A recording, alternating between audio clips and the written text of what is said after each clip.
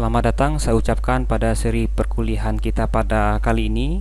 Sebagai lanjutan pada seri mata kuliah pengantar ilmu politik, pada hari ini kita akan membahas terkait dengan politik sebagai sebuah ilmu dan seni. Nah, karena pembahasannya cukup panjang, pada video kali ini kita akan fokus membahas terkait dengan politik sebagai sebuah ilmu. Sedangkan politik sebagai seni akan kita bahas pada video yang terpisah. Nah, politik kita pahami dari asal katanya itu berasal dari bahasa Yunani, politika ya. Inilah kata umum yang artinya adalah berhubungan atau segala sesuatu yang berhubungan dengan negara. Dan dari kata politika ini turun beberapa bentuk kata yang lain seperti polites yang berarti warga negara, politikos berarti kewarganegaraan, politike techne yang artinya adalah kemahiran politik, dan politike episteme yang artinya adalah ilmu politik. Nah, politike episteme inilah yang kemudian sebagai rujukan kita bahwa politik itu adalah sebagai sebuah ilmu tersendiri. Sedangkan politike techne ini menunjukkan bahwa politik itu juga sebagai sebuah seni ya, karena dia membutuhkan suatu kemahiran tersendiri ya.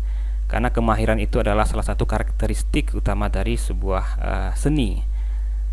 Oke, kemudian politik sebagai sebuah ilmu, kita akan fokus membahas terkait dengan politik sebagai sebuah ilmu. Nah, kita sudah tahu bahwa manusia itu adalah makhluk yang selalu ingin tahu, sehingga kita juga sering mendengar bahwa sebutan untuk manusia itu adalah sebagai Homo sapiens, yang artinya adalah manusia yang tahu. Nah, patung manusia terkenal juga ya, karya dari Auguste Rodin ya, yang diberi nama dengan The Thinker ya, artinya sang pemikir. Nah, ini menggambarkan dari seorang manusia yang sedang duduk berpikir. Nah, inilah menunjukkan salah satu bukti bahwa manusia itu memang makhluk yang selalu ingin berpikir. Nah, yang menjadi pertanyaan besar bagi kita mungkin adalah apa yang menyebabkan politik itu dianggap sebagai sebuah ilmu. Nah, jawaban singkatnya adalah karena politik dianggap sebagai sebuah ilmu ya, karena politik itu memenuhi syarat-syarat sebuah ilmu. Nah, nanti kita akan jelaskan secara rinci syarat-syarat sebuah ilmu yang dimiliki oleh politik. Nah, sebelum sampai ke situ, maka kita mungkin ya sering mendengar istilah antara ilmu pengetahuan. Keduanya mungkin juga seringkali kita pertukar tempatkan, padahal kedua hal tersebut sangat berbeda. Nah, secara sederhana dapat kita lihat di gambar di layar bahwa setiap ilmu itu adalah pengetahuan, sedangkan setiap pengetahuan belum tentu dianggap ya atau merupakan sebuah ilmu. Nah, pengetahuan ya, jika kita lihat pengertian dari pengetahuan adalah segala sesuatu yang diketahui dan mungkin diketahui oleh manusia ya. Nah, pengetahuan itu sifatnya sangat luas karena mencakup segala sesuatu yang diketahui oleh manusia sekarang ini maupun yang mungkin diketahui oleh masa mendatang ya. Ada kata-kata mungkin di situ ya. Ini menunjukkan suatu ketidakpastian ya. Kemudian adalah apa perbedaan antara ilmu dan pengetahuan ya. Nah, ilmu itu ya, salah satu pengertiannya menurut Hoover adalah seperangkat aturan dan bentuk guna penelitian yang diciptakan oleh orang-orang yang menghendaki jawaban yang handal ya. Nah, ada pengertian yang lebih rinci lagi yang mengatakan bahwa ilmu itu adalah pengetahuan yang telah disusun secara sistematis dan berlaku umum. Sedangkan pengetahuan adalah pengalaman yang bersifat pribadi atau kelompok yang belum disusun secara sistematis karena belum dicoba dan diuji atau diuji coba. Nah, contohnya adalah santet ya.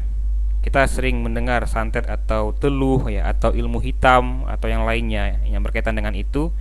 Nah, itu kita bisa mengatakan bahwa itu adalah pengetahuan manusia ya.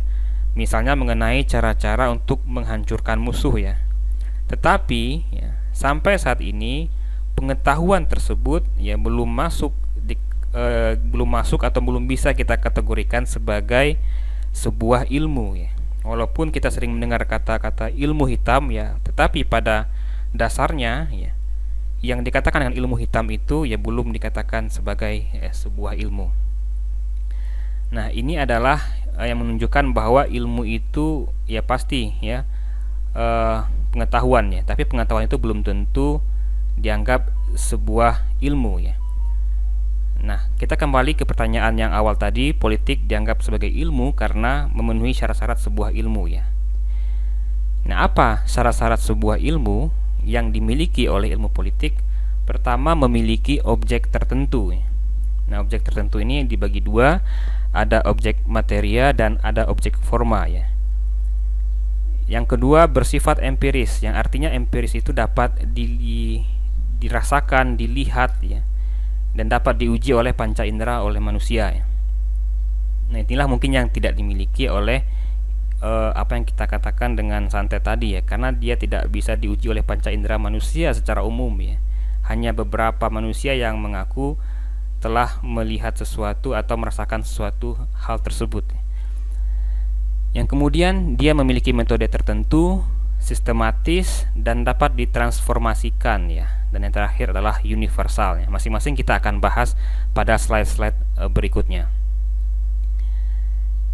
Yang pertama adalah politik sebagai ilmu itu karena dia memiliki objek tertentu ya. Jelas objek yang dikaji oleh ilmu politik ya. Nah, jika kita melihat objek ilmu itu terbagi dua. Pertama, objek materia.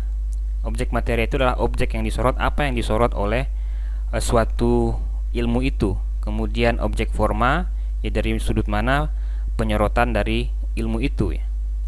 Nah, satu ilmu dengan ilmu yang lainnya mungkin memiliki objek materia yang sama, tetapi harus dan tentu memiliki objek forma yang berbeda kalau dia ingin dikatakan sebagai sebuah ilmu yang berbeda. Nah, misalnya adalah objek materia dari ilmu pemerintahan dan ilmu politik ya, mungkin juga dengan ilmu administrasi negara itu sama, yaitu membahas atau menyoroti negara ya. Namun objek forma dari ketiga ilmu itu berbeda ya, atau sudut penyorotan negaranya itu berbeda. Di mana ilmu pemerintahan adalah melihat peristiwa gejala pemerintahan ya, sementara ilmu politik melihat negara dari aspek atau sudut penyorotan kekuasaan.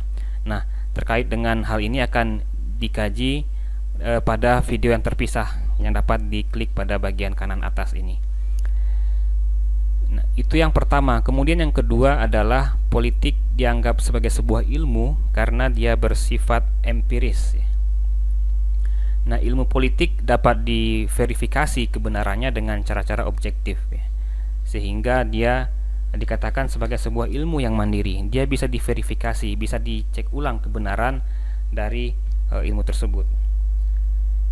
Nah, empirik atau empiris itu artinya adalah dia berdasar pada pengamatan atau pengalaman ya, untuk dijelaskan dan digambarkan seakurat mungkin. Misalnya protes politik atau demo ya, perolehan suara pemilu, invasi suatu negara ke negara lain. Nah, itu semua bisa diamati dan berdasarkan ya pengalaman yang bisa dilihat dan dijelaskan dan digambarkan seakurat mungkin. Nah, itu arti dari empirik atau empiris. Nah, kemudian bisa diverifikasi, artinya adalah penerimaan atau penolakan berdasarkan pengamatan atau observasi yang didukung dengan data. Ya, misalnya adalah di negara demokratis angka partisipasi masyarakatnya sangat tinggi ya. Tetapi ya ini diverifikasi di beberapa kasus negara tertentu ya. Hasil penelitian di Amerika Serikat menunjukkan bahwa kelas menengah tidak berpartisipasi dalam pemilu. Nah, ini artinya adalah dia bisa diverifikasi dari suatu pernyataan yang mungkin dianggap sebagai suatu pernyataan yang umum ya. Nah, itu bisa diverifikasi. Mungkin juga bisa diverifikasi bagaimana dengan Indonesia, bagaimana dengan Inggris, Australia dan sebagainya. Nah, jadi adalah dia ilmu politik itu ya bersifat empiris. Politik bersifat empiris sehingga dikatakan sebagai sebuah ilmu. Nah, karena tidak empirik dan tidak dapat diverifikasi ya, sampai saat ini ya ilmu hitam yang tadi kita contohkan itu ya belum dianggap sebagai sebuah ilmu ya. Karena sangat sulit untuk membuktikan tingkat empiris dari suatu ilmu itu. Kemudian selanjutnya adalah dia dianggap sebagai sebuah ilmu karena politik itu memiliki metode tertentu. Nah, filsafat sebagai ilmu dari berbagai ilmu, ya mother of science, kita mengetahui itu. Dia mengembangkan cabang khusus yang membahas terkait dengan seluk-beluk sebuah ilmu yang dinamakan dengan filsafat ilmu. Nah, jika kita berbicara terkait dengan filsafat ilmu, maka kita akan membahas terkait dengan ada yang disebut dengan ontologi, epistemologi, dan aksiologi. Ontologi itu artinya adalah atau berbicara mengenai apa yang akan dikaji dari sebuah ilmu. Jadi apa yang dikaji dalam sebuah ilmu, dalam hal ini ilmu politik, yang dikaji apa ya? Sudah jelas tadi bahwa yang dikaji dalam ilmu politik itu ada objek forma dan objek materia. Itu berbicara mengenai apa ya. Begitu juga dengan ilmu-ilmu lain ya. Seperti ilmu fisika, apa yang dikaji oleh ilmu fisika itu harus jelas sehingga dia dikatakan atau memenuhi syarat ontologis dari sebuah ilmu. Kemudian epistemologi. Epistemologi ini berbicara mengenai bagaimana memperoleh pengetahuan yang benar ya, atau berbicara mengenai bagaimana, how. Kemudian bagaimana memperoleh ilmunya. Yang terakhir adalah aksiologi, aksi atau apa sih kegunaan aksi dari ilmu itu apa? Kegunaan dari ilmu itu apa? Atau berbicara mengenai nilai kegunaan. Nah, metode tertentu yang dikatakan itu dimaksud dalam syarat yang ini adalah epistemologi. Dia membutuhkan metode, ya bagaimana memperoleh pengetahuan yang benar itu, karena ilmu politik memiliki metode tertentu yang jelas. Nah, sama dengan ilmu-ilmu lain seperti yang kita jelaskan tadi. Yang gunanya adalah memiliki metode tertentu. Gunanya adalah pertama, ilmu itu untuk menjernihkan substansi sehingga jelas substansi yang dibahas dalam ilmu itu. Kemudian dengan adanya metode yang digunakan, itu bisa memisahkan antara khayalan dan kenyataan ya, jadi tidak ada khayalan dalam sebuah ilmu. Semuanya harus berdasarkan atas fakta dan data. Nah, itu adalah pentingnya atau syarat metode yang harus dimiliki oleh sebuah ilmu. Nah, kemudian adalah dalam ilmu politik khususnya ada beberapa metode yang bisa digunakan. Pertama adalah metode sejarah. Metode sejarah ini mengkonstruksi masa lalu secara sistematis dan objektif untuk menegakkan fakta dan memperoleh kesimpulan. Nah, jadi metode sejarah ini kita bisa melihat misalnya dari sejarah politik atau sejarah demokrasi di Indonesia. Kita menggunakan, bisa dalam penelitian politik menggunakan metode sejarah, yaitu melihat sejarah sistem politik dan sebagainya. Metode kedua yang bisa dilakukan dalam penelitian politik misalnya adalah metode deskripsi ya, dengan menggambarkan, menyajikan, menganalisis dan menginterpretasikan data guna menghubungkan atau membandingkan realitas atau menyelesaikan suatu masalah. Misalnya kita mendeskripsikan terkait dengan gerakan politik hijau ya, atau green politics ya, di Kota Semarang. Nah, kita mendeskripsikan bagaimana gerakan-gerakan itu kemudian muncul, kemudian berkembang, dan bagaimana pengaruhnya atau implikasinya. Nah, itu metode deskripsi. Bisa juga dalam metode politik itu, metode ilmu politik itu menggunakan metode studi kasus atau studi lapangan ya, yang artinya adalah mempelajari secara intensif latar belakang keadaan kini ya, serta interaksi lingkungan suatu unit sosial, individu, kelompok, lembaga atau masyarakat ya. Jadi ini mengkaji suatu kasus tertentu atau studi lapangan ya, case study, field study, seperti yang dilakukan terkait dengan yang salah satu penelitian yang terkenal, yaitu penelitian Religion of Java yang mengambil studi kasus di Mojokuto ya, yang kemudian penelitian Religion of Java ini kemudian menjadi salah satu rujukan paling penting dalam mengkaji bagaimana struktur agama Islam atau pengikut agama Islam di Pulau Jawa dengan mengambil studi kasus di Mojokuto.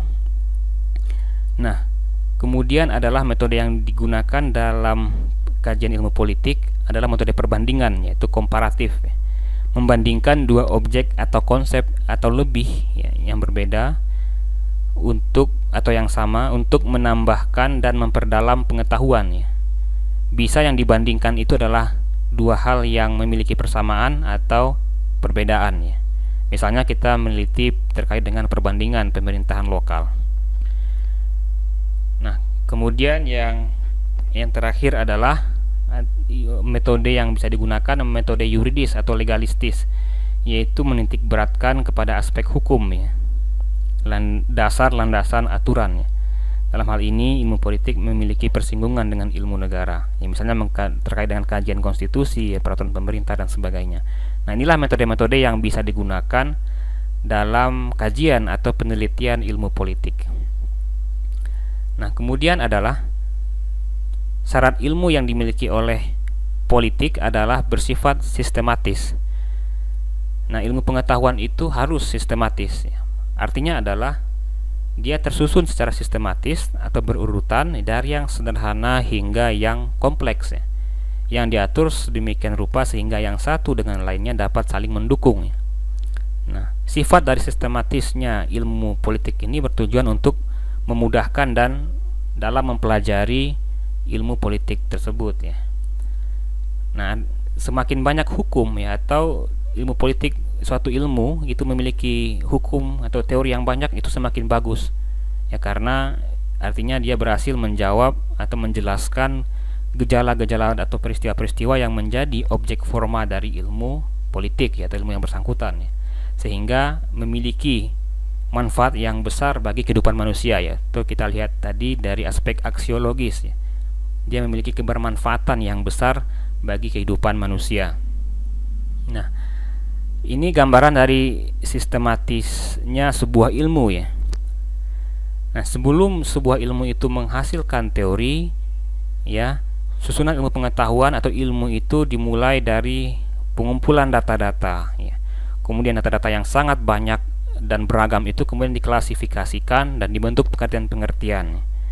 Dari klasifikasi pengelompokan data-data itu kemudian menghasilkan definisi-definisi. Dari berbagai macam definisi menghasilkan suatu hipotesis. Hipotesis menghasilkan hukum, dan terakhir hukum menghasilkan sebuah teori. Jadi ketika suatu ilmu itu harus memiliki teori ya, yang dia kembangkan. Oke, jadi tidak bisa muncul tiba-tiba teori tanpa dia berasal dari bawah ini ya. Seperti ini susunan ilmu pengetahuan yang dinyatakan oleh Van Pursen ya tahun 1989. Jadi tidak mungkin muncul tiba-tiba hipotesis ya, atau muncul tiba-tiba hukum atau bahkan teori tanpa melalui dari bawah ini, segitiga dari bawah ini. Nah, teori pun terbagi atas tiga ya, paling tidak terbagi atas tiga. Ada teori induk ya, teori taraf tengah, teori terapan ya. Nah, ilmu politik juga memiliki teori-teori seperti ini. Misalnya grand teori atau teori yang besar, yaitu teori sistem politik David Easton ya. Kemudian teori yang selanjutnya atau middle range teori yang taraf tengah ya, yang lebih spesifik dari teori grand ini, yaitu misalnya teori behavior ya, teori perilaku. Nah, semakin ke bawah yaitu application theory atau teori terapan, adalah teori yang bersifat khusus ya, yang membahas, mengkaji bersifat khusus, suatu hal bersifat khusus atau luang lingkupnya sangat khusus, seperti game theory ya, yang dikatakan yang dihasilkan oleh Newman ya, atau teori permainan. Nah, ini adalah sistematikanya.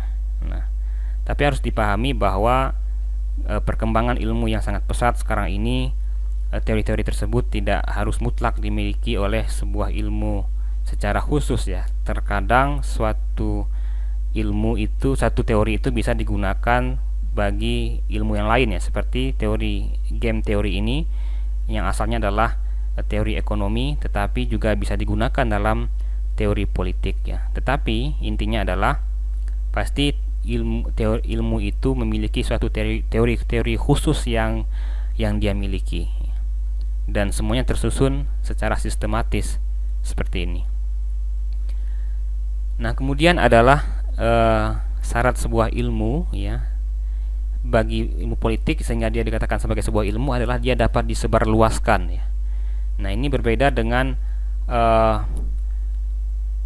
ilmu yang tadi kita katakan sebagai ilmu santet tadi atau ilmu hitam, itu mungkin dia bisa dipindahkan atau disebarluaskan atau diajarkan ya, tapi itu adalah tidak dapat kita lakukan secara umum ya. Banyak syarat-syarat yang mistis yang disyaratkan oleh seseorang agar ilmu itu dapat disalurkan ya, disebarluaskan, sehingga ya itu adalah pengalaman-pengalaman personal seseorang, tidak dapat kita katakan secara umum bahwa itu dapat disebarluaskan. Oke. Kemudian adalah ya, ilmu itu adalah aktivitas sosial yang melibatkan beberapa ilmuwan ya, proses analisis dan kritis satu sama lain dengan tujuan untuk menemukan pengetahuan yang valid.